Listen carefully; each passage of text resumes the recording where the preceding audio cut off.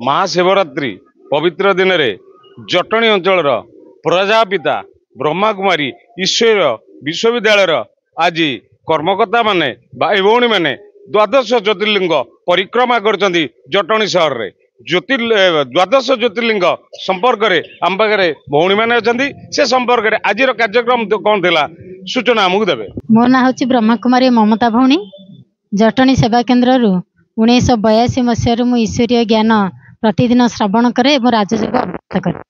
तेणु आमर आज जो महान पर्व महाशिवरात्रि उपलक्षे आमर सकाळु आमर ये आश्रम शिव ध्वजा उत्तोलन होला परे पुणी द्वादश ज्योतिर्लिंग परिभ्रमण कार्यक्रम थिला।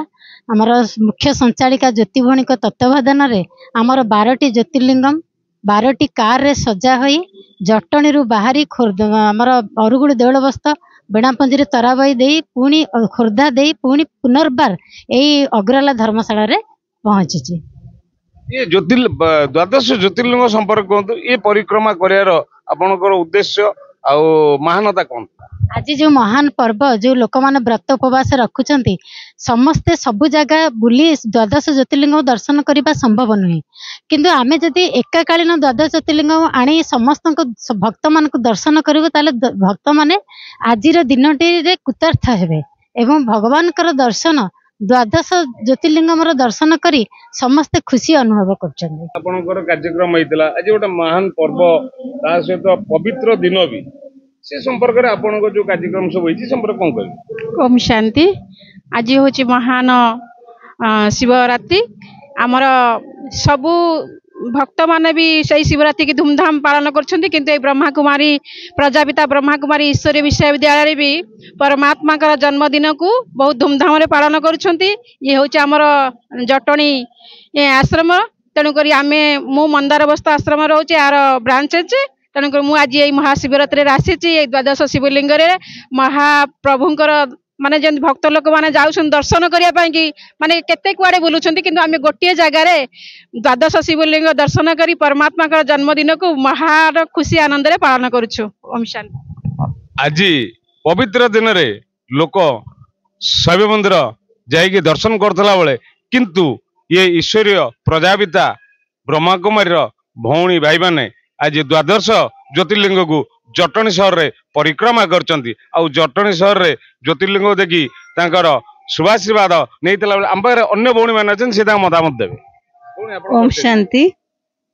आज जो शिवरात्रि उपलक्षे सारे संसार आज मंदिर को जाकि शिव को पूजा करुछंती आमे से शिवंकर मूर्ति शिवलिंग 1200 ज्योतिर्लिंग धरिकी आज समस्त पाखक नहीं जाऊँ कहीं आज मंदिर जावा अपेक्षा भगवान स्वयं निजे ये धरापृष्ठ को अवतरण करिसेंती से निजे निजर परिचय दौरान मो खुदा निजे खुद आसिकी निजर परिचय दौची जे मते जो घरे डाकुछंती मु आज निजे स्वयंभू निजे उभाईची जहाँकर दीप आज लिभि जाइछि बोली कहउचंती अंधकार होइछि बोली मु आलोकमय करिया पई ए संसार को अज्ञान अंधकार दूर करी आलोक दवापाई आज से ब्रह्मा कुमारी आश्रम तरफ ज्योतिर्लिंग तरफ बाबा आज निजे ही धरापृष्ठ अवतरण करी समस्त को ज्ञानर आलोक देकी अंधकार को मिट करुछंती आत्मा दीप ज्योति को जागुछंती परमात्मा स्वयं निजे धरापृष्ठ अवतरण करिछंती।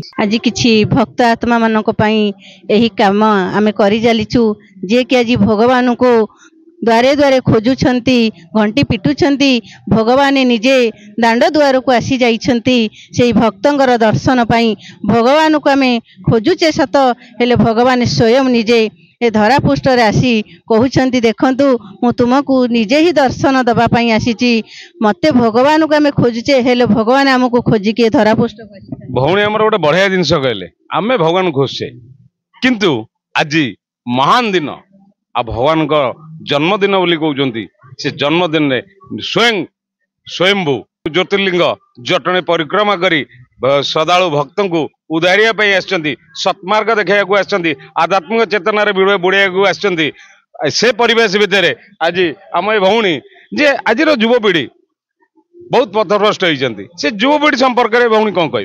मो नाम बिके उर्मिला जटणी शाखा उपशाखा केन्द्र निराकारपुर संचालनार दायित्व परमात्मा ज्योति भौणी द्वारा देइचंती।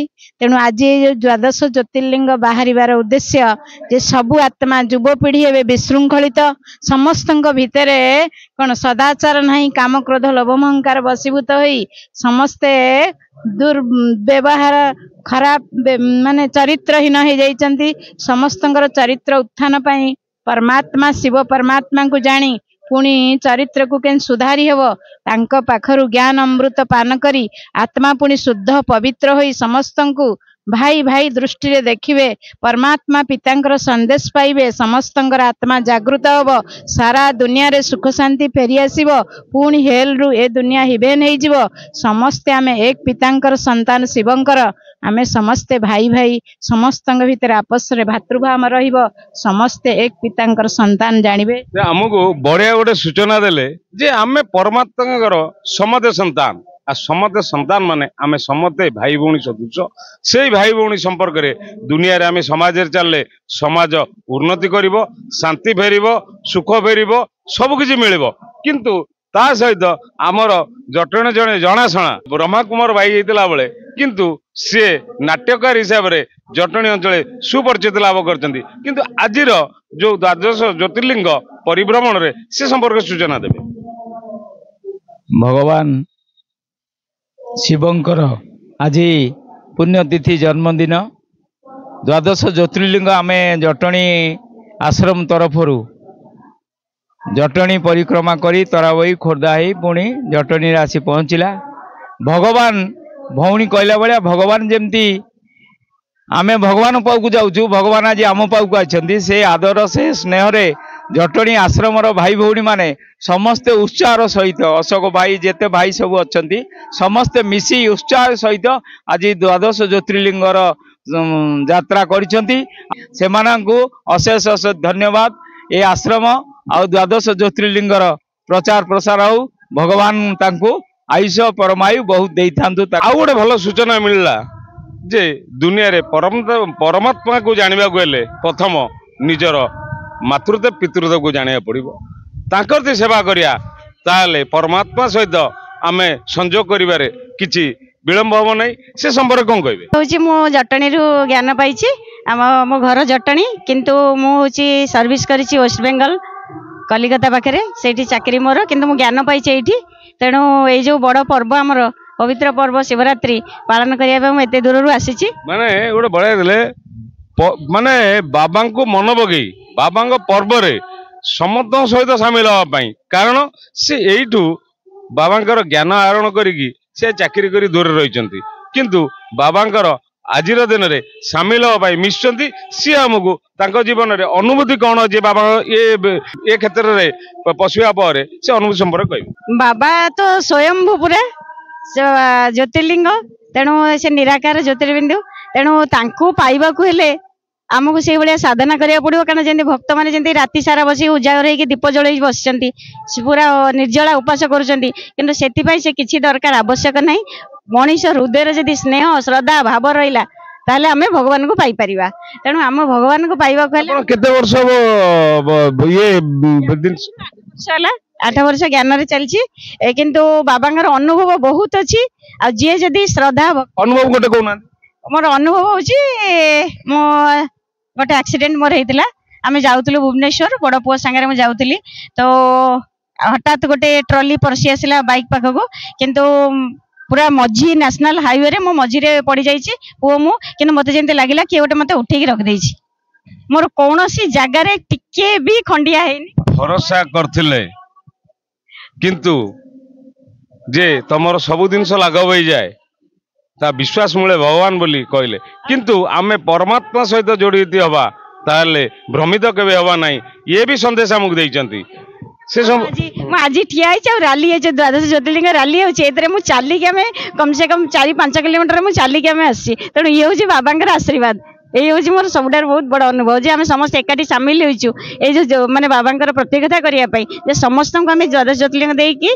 आम समस्त को जन देलु जे स्वयं भगवान धरापृष्ठ को आसी जाइछंती तेणु समस्ते जेते सब लोक मैंने अच्छा समस्ते जो काम क्रोध लोभ मोह छाड़ी निजर चिंताधारा को परिवर्तन करंतु।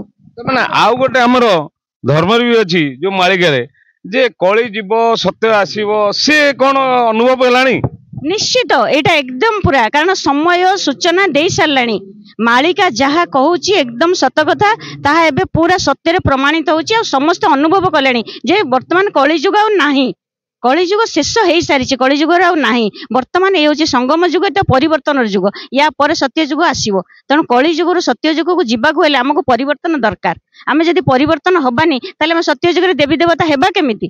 ସତ୍ୟ ଯୁଗରେ ଦେବୀ ଦେବତା ମାନେ ରହୁଥିଲେ, କଳି ଯୁଗରେ ଆମେ ପାପୀ ଅଛେ, ତ ପାପ ଆତ୍ମାରୁ ଆମେ ପୁଣ୍ୟ ଆତ୍ମା ହବା କେମିତି? ତେଣୁ ଆମକୁ ପରିବର୍ତ୍ତନ ନିହାତି ଦରକାର। ତେଣୁ ଏ ହଉଛି ସଙ୍ଗମ ଯୁଗ। କଣ ବାର୍ତ୍ତା ଦେବାକୁ ଚାହିଁବେ? ପ୍ରଜାପିତା ବ୍ରହ୍ମକୁମାରୀ ସଂସ୍ଥା ମାଧ୍ୟମରେ ବ୍ରହ୍ମା ବାବା ସ୍ୱୟଂ ଶିବ ବ୍ରହ୍ମା ବାବାଙ୍କ ଶରୀରରେ ଆସିକି ଆମକୁ ସମସ୍ତଙ୍କୁ ଜଣାଇ ଦଉଛନ୍ତି ଯେ ତମମାନେ ପରିବର୍ତ୍ତନ ହୁଅ, ବର୍ତ୍ତମାନ ଦେବୀ ଦେବତା ଥିଲ, ପୁଣି ଆଉ ଥରେ ଆମେ ଦେବୀ ଦେବତା ହବା। ତେଣୁ ସମସ୍ତ ଲୋକମାନଙ୍କୁ ଆମେ ଅନୁରୋଧ କରୁଛୁ ବର୍ତ୍ତମାନ ସମସ୍ତେ ପରିବର୍ତ୍ତନ ହେଇକି ସତ୍ୟ ଯୁଗ ପାଇଁ ପ୍ରସ୍ତୁତ ହୁଅନ୍ତୁ। ଓମ୍ ଶାନ୍ତି। ଏ ଶରୀରର ନାଁ ବିକେ ମିନତି। ଏ ଜଟଣୀ ସେବା କେନ୍ଦ୍ରରେ ମୁଁ ସେବା ଦଉଛି।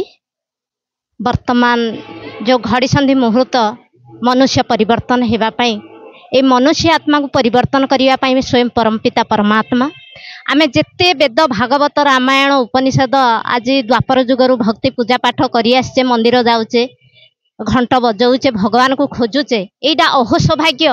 ଆଜି ସ୍ୱୟଂ ପରମପିତା ପରମାତ୍ମା ଏ ଧରା ଅବତରଣ କରିଛନ୍ତି ଖାସ୍ ଆମମାନଙ୍କ ପାଇଁ। କାହିଁକି ନା ମନୁଷ୍ୟ ଆତ୍ମାକୁ ପରିବର୍ତ୍ତନ କରିବାର ଗୋଟିଏ ମାର୍ଗ ହେଉଛି ଆଧ୍ୟାତ୍ମିକ ରାଜଯୋଗ। ଯେଉଁ ଆଧ୍ୟାତ୍ମିକ ଶକ୍ତି ଦ୍ୱାରା ମନରେ ଏକାଗ୍ରତା ଆସିବ, ସମସ୍ତେ ଯେଉଁ ସୁଖ ଶାନ୍ତି ଖୋଜୁଛନ୍ତି, ସମସ୍ତଙ୍କ ପାଖରେ ଧନ ସମ୍ପତ୍ତି ଧନ ବୈଭବ ଗାଡ଼ି ଘୋଡ଼ା ଥାଇକି ବି ମଧ୍ୟ ଆଜି କାହା ପାଖରେ ସୁଖ ନାହିଁ କି ଶାନ୍ତି ନାହିଁ, ଅଛି ଭାଇ? ନାଇଁ। ତେଣୁ ଯେଉଁ ସୁଖ ଶାନ୍ତି କେମିତି ପାଇବା? ଆମେ ଯେତେବେଳେ ପରମାତ୍ମାକୁ ୟାଦ କରିବା, ନିଜକୁ ଆତ୍ମା ଭାବିବା, ଯେମିତି କୁହାଯାଇଛି ସେଲ୍ଫ ରିଏଲାଇଜେସନ୍ ଟୁ ଗଡ୍ ରିଏଲାଇଜେସନ୍।